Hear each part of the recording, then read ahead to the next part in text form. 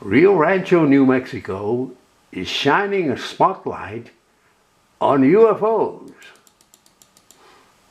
After years of searching, the National UFO Historical Record Center has finally found a home in the city of Rio Rancho in New Mexico.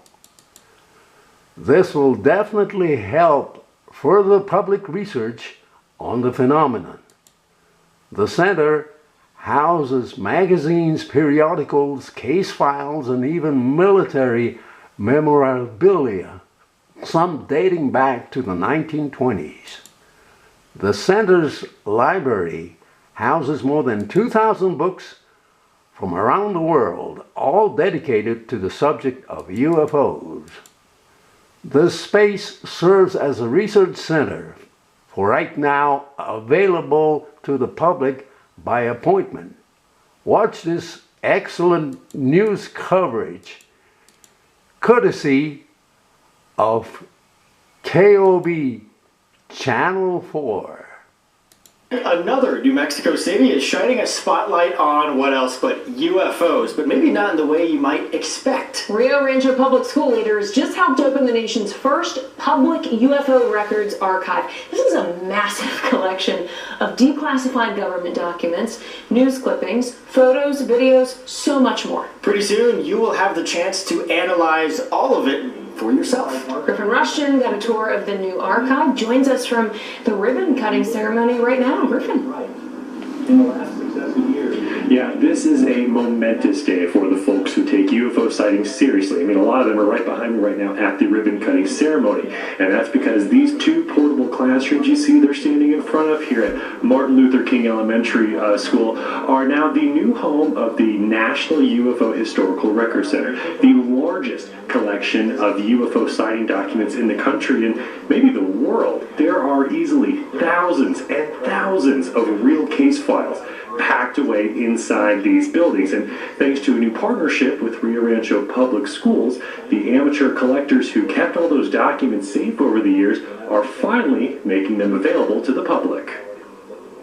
It's literally overwhelming. People don't have any conception until they come here how much material that we're talking about. And it really, I think, makes people pause and realize there's a lot more to this UFO subject than I ever thought. David Marler knows the idea of a UFO records archive probably sounds silly to some folks, but he says that skepticism is welcome. We really don't care what your take is on the UFO subject. In fact, we welcome differing opinions, differing perspectives. Marler is the executive director of the National UFO Historical Records Center. So here's Artesia, New Mexico, January 16th, 1951. A non-profit organizing hundreds of thousands of declassified government documents, news clippings, photos, videos, and more evidence from across the globe, all under one roof. It's a traditional historical archive dedicated to a non-traditional subject. We want serious research to be conducted here in the hopes ultimately of maybe gaining a better insight into this mystery that we've been dealing with now for 75 plus years. And he says there's countless connections to be discovered. We have a lot of reports from 1966. Now that all these case files are together. Some organizations interviewed witnesses that the other did not, and vice versa. And sometimes there's new insights provided by one investigative organization that was never obtained by this one.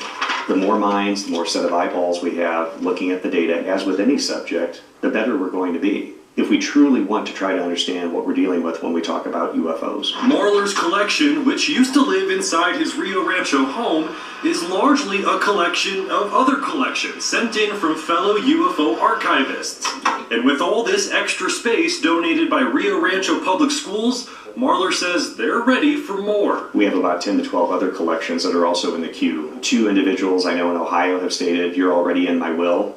If anything happens to me, my material is coming to Rio Rancho." And whether or not you believe in aliens, Marler says the overwhelming amount of documentation is worth preserving. We feel it's important because it is an element of history, it is an element of our culture. And so that's really how we try to view it. And if we can't divine the answers to the UFO mystery, maybe in 40, 50, 60 years someone might. But they can only do that by looking at the data. And talk about a momentous day. I'm going to step out of the way. They are just about to cut the ribbon right now. You can see they're standing up there. Everyone is gathered. They are getting ready to go right now. There we go. The public archive is officially open. Now, as we mentioned, this is a public archive, but it's not a free-for-all. Marler says you're going to have to fill out a form on their website to request a time to come visit it, but the idea is that you're going to have the place to yourself. You're going to be able to review everything inside, get your hands on it, digitize anything you want inside.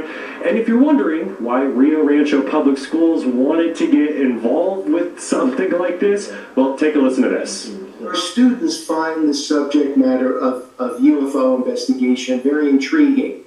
And so what we want to do is we want to use that as a catalyst in order to get students involved in other types of learning. We think that the parents, as long as the students are learning, we're not trying to persuade thinking one way or another. We think we're going to see some really good benefits from this area.